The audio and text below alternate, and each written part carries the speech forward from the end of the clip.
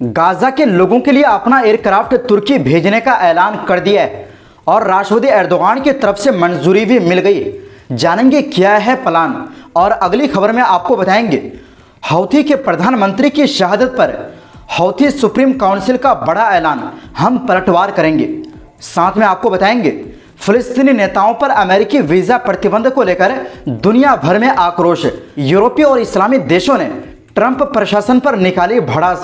किसी ने कहा यूएन बैठक दूसरे देश में कराओ, और इसी के साथ यूरोपीय देश आयरलैंड का बड़ा ऐलान, अगर यूरोप इजराइल पर कार्रवाई नहीं करता तो हमारी इज्जत मिट्टी में मिल जाएगी। दोस्तों खबरें काफ़ी इंटरेस्टिंग है, तो बिना समय गंवाए बात करते हैं खबरों की। दोस्तों तुर्की के विदेश मंत्री हाकन फिदान ने कहा है कि राष्ट्रपति रजब तैयब एर्दोगान ने गाजा के लोगों तक हवाई रास्ते से इंसानी मदद पहुंचाने की योजना को मंजूरी दे दी है। वैसे इस प्लान पर संयुक्त राष्ट्र और दूसरी अंतर्राष्ट्रीय एजेंसियों ने पहले ही चेतावनी दी थी कि ये तरीका ना तो सुरक्षित है और न ही ये पक्का करता है कि मदद सही लोगों तक पहुंचेगी।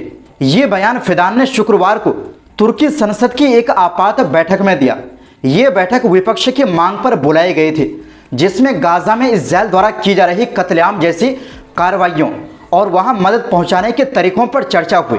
कुछ तुर्की सांसदों ने आरोप लगाया कि तुर्की सरकार हवाई मदद भेजने में सुस्ती दिखा रही है। इस पर फिदान ने कहा कि तुर्की सरकार पूरी कोशिश कर रही है और दिन रात मेहनत हो रही है ताकि गाजा के लोगों तक मदद पहुंचाई जा सके।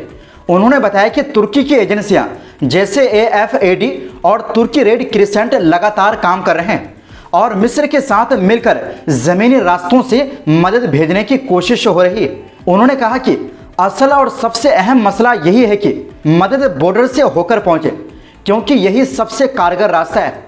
जहां तक हवाई मदद का सवाल है, फिदान ने कहा यह मुद्दा हमारे एजेंडे पर है और हमने इसके लिए जॉर्डन से भी बात की है।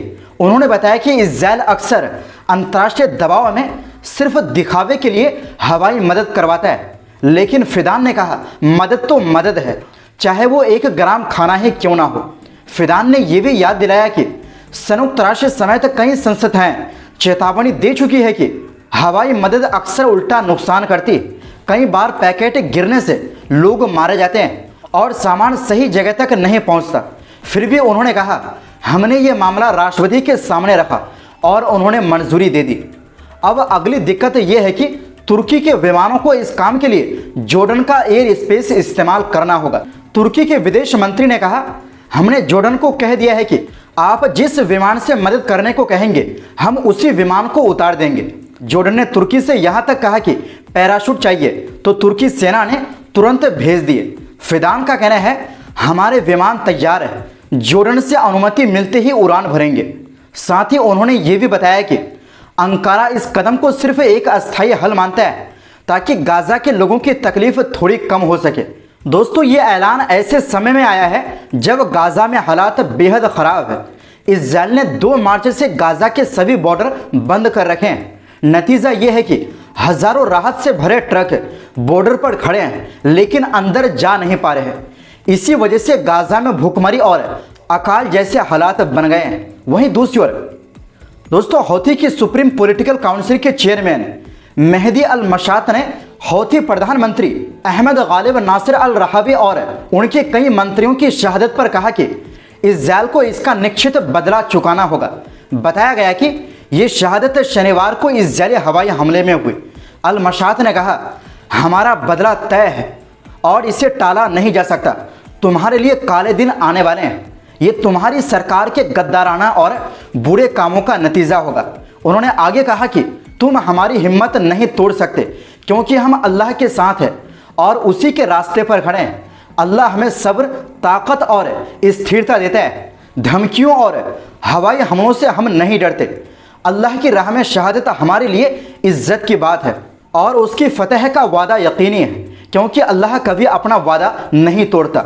अल मशात ने यह भी दोहराया कि हमारा रुख अपने गाजा के भाइयों के साथ अटल है और बड़े से बड़े चैलेंज के बावजूद जारी रहेगा जब तक हमला बंद नहीं होता और गाजा की नाकेबंदी हटाई नहीं जाती।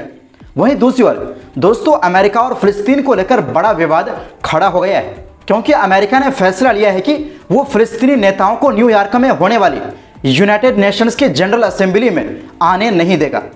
यानी राष्ट्रपति महमूद अब्बास और करीब 80 बड़े अधिकारियों की वीज़ा मंजूरी सीधे सीधे रद्द कर दी गई।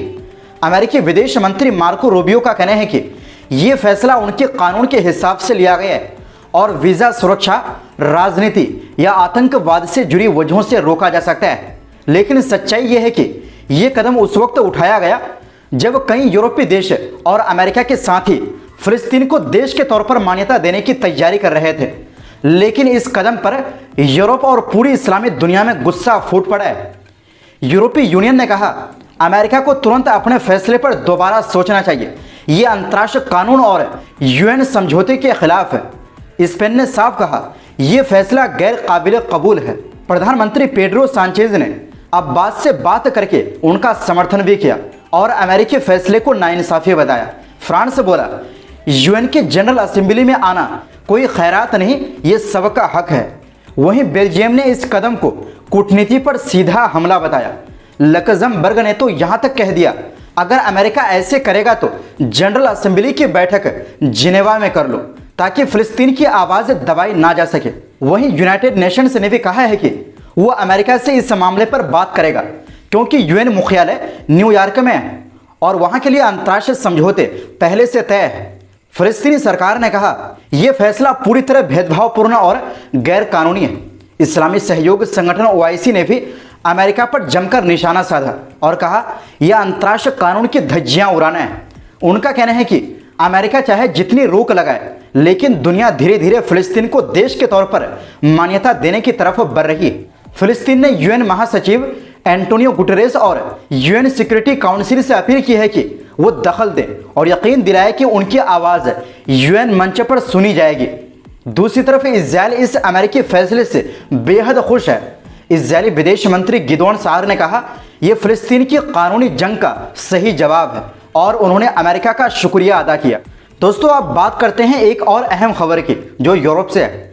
दरअसल आयरलैंड के उप प्रधानमंत्री और विदेश मंत्री साइमन हैरिस ने शनिवार को कहा कि अगर यूरोपीय संघ ईयू ने इजरायल के खिलाफ ठोस कदम नहीं उठाए तो उसकी साख पर सवाल उठ जाएगा। उन्होंने गाजा में चल रहे भयानक नरसंहार को लेकर चिंता जताई। ये बयान उन्होंने डेनमार्क की राजधानी कोपेनहेगन में होने वाली यूरोपीय संघ के विदेश मंत्रियों की मीटिंग से पहले दिया। हैरिस ने कहा बहुत ज़रूरी है कि ईयू अभी तुरंत कार्रवाई करे और इजरायल के उन कामों पर कड़ा कदम उठाए जो इंसानी हकों और ईयू इजरायल समझौते के खिलाफ है।